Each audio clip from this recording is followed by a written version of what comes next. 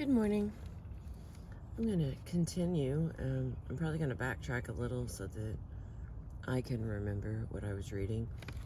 I'm getting back to the Getting to Yes book, Negotiating Agreement Without Giving In. We're on page 66. And again, I'm going to go backwards because it's been a minute, like a month since I've read this. I didn't have as many people interested in it, so I went with something else. But today, I continue. Multiply options by shuttling between the specific and the general. The circle chart. Alright, so I'm going to show you the circle chart. And we know how this goes. It is a trick every time. Let's see, here we go. The circle chart. There we go. So now, again, you can screenshot this. And with my glasses, it looks clear. There we go. There's our circle chart. Gotta get in. Dear Lord, here comes a train.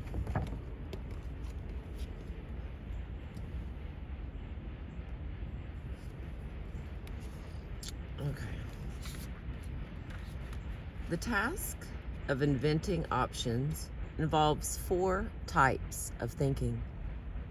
One is thinking about a particular problem, the factual situation that you dislike. For example, a smelly, polluted river that runs by your land. The second type of thinking is descriptive analysis. You diagnose an existing situation in general terms. You sort problems into categories and tentatively suggest causes. The river water may have a high content of various chemicals or too little oxygen. You may suspect various upstream industrial plants. The third type of thinking, again in general terms, is to consider what ought perhaps to be done. Given the diagnoses you have made, you look for prescriptions that theory may suggest, such as reducing chemical effluent, EFFLUENT, reducing diversions of water, or bringing fresh water from some other river. The fourth and final type of thinking is to come up with some specific and feasible suggestions for action.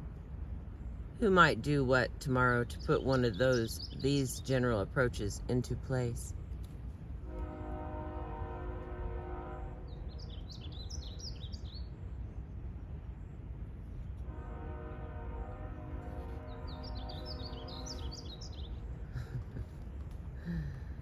For instance, the State Environmental Agency might order an upstream industry to limit the quantity of chemical discharge. The circle chart on the next page illustrates these 4 types of thinking and suggests them as steps to be taken in sequence. If all goes well, the specific action invented in this way will, if adopted, deal with your original problem.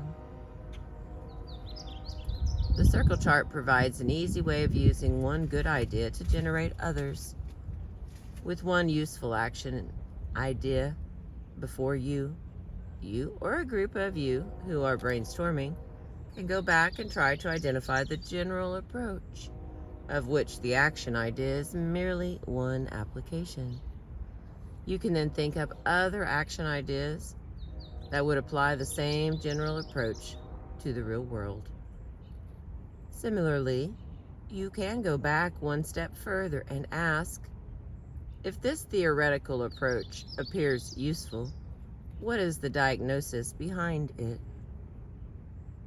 Having articulated a diagnosis, you can generate other approaches for dealing with a problem analyzed in a way, and then analyzed in that way, and then look for actions putting these new approaches into practice.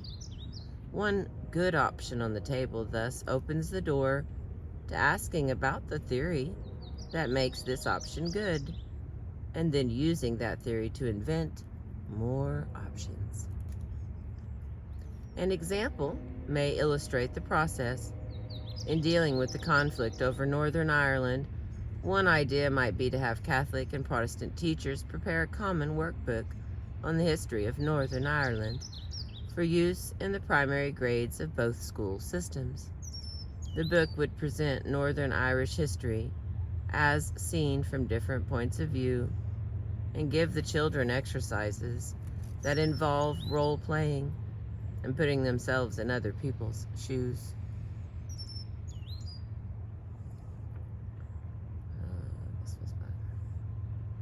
To generate more ideas, you might start with this action suggestion and then search out the theoretical approach that underlies it. You might find such general propositions as, there should be some common educational content in the two school systems, and Catholics and Protestants should work together on small, manageable projects. And then that circle chart again. Understanding should be promoted in young children before it is too late. History should be taught in ways that illuminate partisan perceptions. Working with such theory, you may be able to invent additional action suggestions, such as a joint Catholic and Protestant film project that presents the history of Northern Ireland as seen through different eyes.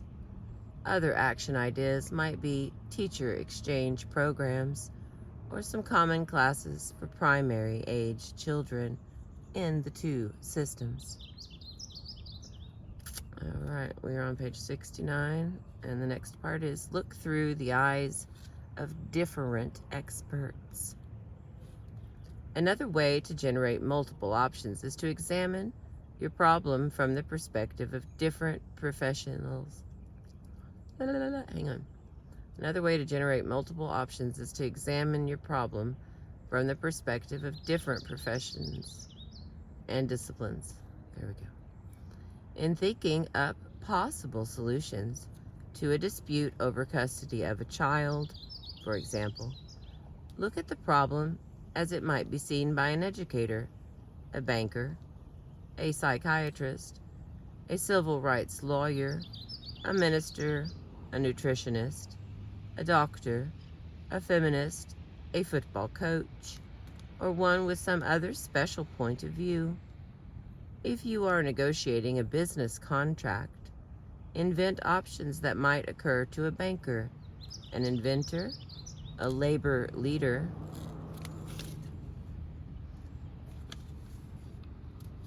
a speculator in real estate, a stockbroker, an economist, a tax expert, or a socialist.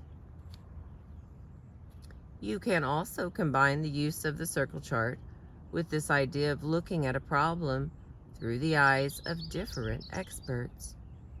Consider in turn how each expert would diagnose the situation, what kinds of approaches each might suggest, and what practical suggestions would follow from those approaches. And the next. Invent agreements of different strengths. You can multiply. You can multiply the number of possible agreements on the table by thinking of weaker versions you might want to have on hand in case a sought-for agreement proves beyond reach. If you cannot agree on substance, perhaps you can agree on procedure. If a shoe factory cannot agree with a wholesaler on who should pay for a shipment of damaged shoes, perhaps they can agree to submit the issue to an arbitrator.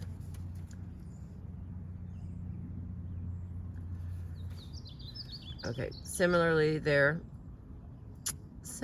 where a permanent agreement, like, why all these big words, y'all? Oh my goodness. It's early in the morning.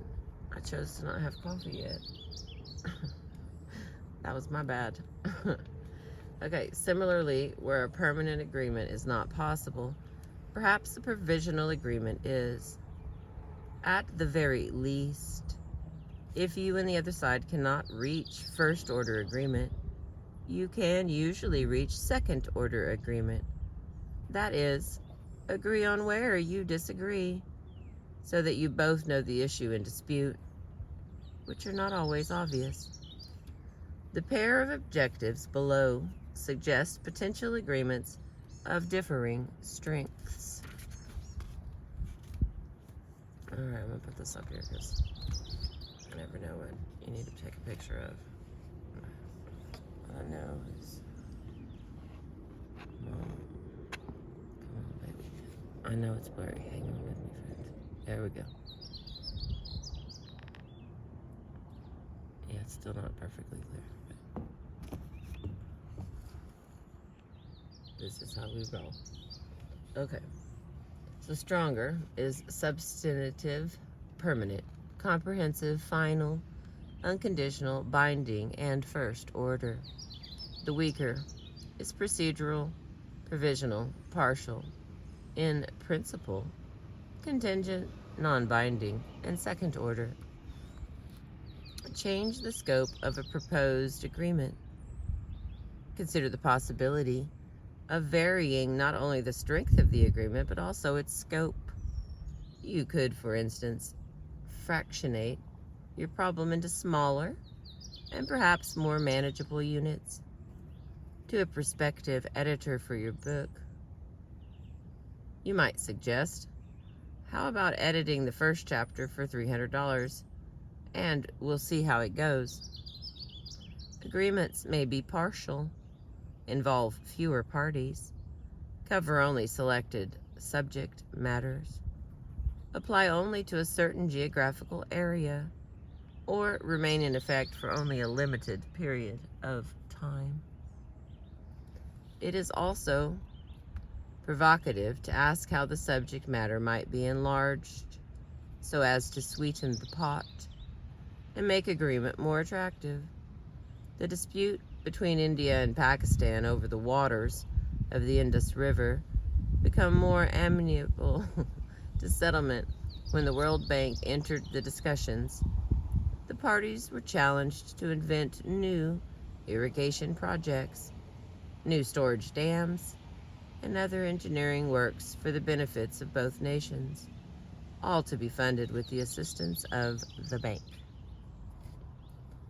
And the next one here. Look for mutual gain. The third major block to creative problem solving lies in the assumption of a fixed pie. The less for you, the more for me. Rarely, if ever, is this assumption true. First of all, both sides can't always be worse off than they are now. Chess looks like a zero-sum game. If one loses, the other wins. Until a dog trots by and knocks over the table, spills the beer, and leaves you both worse off than before. Even apart from a shared interest in averting joint loss, there almost always exists the possibility of joint gain. This may take the form of developing a mutually advantageous relationship, or of satisfying the interest of each side with a creative solution. Identify shared interests. In theory, it is obvious that shared interests help produce agreement. By definition, inventing an idea which meets shared interest is good for you and good for them. In practice, however, the picture seems less clear. In the middle of a negotiation over price, shared interests may not appear obvious or relevant. How can they look? How can looking for shared interests help? Let's take an example. All right. Suppose you are the manager of an oil refinery. We'll call it Townsend Oil. The mayor of Pageville, the city where the refinery is located, has told you he wants to raise the taxes Townsend Oil pays to Pageville from $1 million to a year to $2 million. You have told him that you think $1 million a year is quite sufficient. The negotiation stands there. He wants more. You want to pay what you have been paying. In this negotiation, a typical one in many ways, where do shared interests come into play? Let's take a closer look at what the mayor wants. He wants money. Money undoubtedly to pay for city services, a new civic center perhaps, and to relieve the ordinary taxpayer.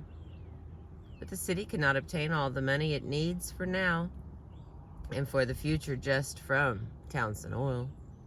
They will look for money from the petrochemical plant across the street, for example. And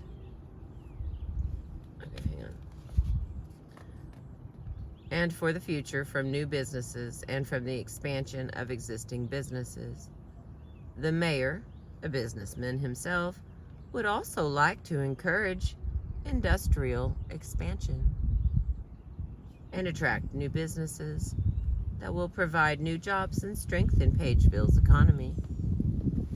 What are your company's interests? Given the rapid changes in the technology of refining oil and the antiquated conditions of your refinery, you are presently considering a major refurbishment and expansion of the plant. You are concerned that the city may later increase its assessment of the value of the expanded refinery, thus making taxes even higher. Consider also that you have been encouraging a plastics plant to locate itself nearby to make convenient use of your product. Naturally, you worry that the plastics plant will have second thoughts once they see the city increasing taxes. The shared interests between the mayor and you now become more apparent. You both agree on the goals of fostering industrial expansion and encouraging new industries. If you did some inventing to meet these shared goals, you might come up with several ideas. A tax holiday of 7 years for new industries. A joint publicity campaign. A joint publicity campaign with the Chamber of Commerce to attract new companies. A reduction in taxes for existing industries that choose to expand. Such ideas might save you money while filling the city's coffers. If, on the other hand, the negotiations soured the relationship between company and town, both would lose. You might cut back on your corporate contributions to city charities and school athletics. The city might become unreasonably tough on enforcing the building code and other ordinances. Your personal relationship with the city's political and business leaders might grow unpleasant. The relationship between the sides, often taken for granted and overlooked, frequently outweighs in importance the outcome of any particular issue. As a negotiator, you will almost always want to look for solutions that will leave the other side satisfied as well. If the customer feels cheated in a purchase, the store owner has also failed. He may lose a customer and his reputation may suffer. An outcome in which the other side gets absolutely nothing is worse for you than one which leaves them mollified. MOLLIFIED. In almost every case, your satisfaction depends to a degree on making the other side sufficiently content with an agreement to want to live up to it. 3 points about shared interest are worth remembering. All right, let's see. Oh, cool, it's not that long. First, shared interests lie latent in every negotiation. They may not be immediately obvious. Ask yourself, do we have a shared interest in preserving our relationship? What opportunities lie ahead for cooperation and mutual benefit? What costs would we bear if negotiations broke off? Are there common principles, like a fair price that we both can respect? And the second, shared interests are opportunities, not God sends. To be of use, you need to make something out of them. It helps to make a shared interest explicit and to formulate it as a shared goal. In other words, make it concrete and future-oriented. As manager of Townsend Oil, for example, you could set a joint goal with the mayor of bringing 5 new industries into Pageville within 3 years. The tax holiday for new industries would then represent not a concession by the mayor to you, but an action in pursuit of your shared goals. Third, stressing your shared interests can make the negotiations smoother and more amicable. Passengers in a lifeboat afloat in the middle of the ocean with limited rations will subordinate their differences over food in pursuit of their shared interest in getting to shore.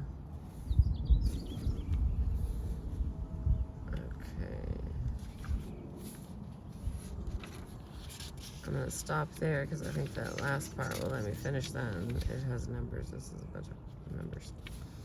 Okay, so we made it to page 73. The next part will be dovetail differing interests. It says, consider once again the 2 children quarreling over an orange. That is a good story, by the way. There's only like 6 more pages, but I've got to go to work. Thank you for being with me. I appreciate you. I've been reading from Getting to Yes, Negotiating Agreement Without Giving In by Roger Fisher and William Ury of the Harvard Negotiation Project.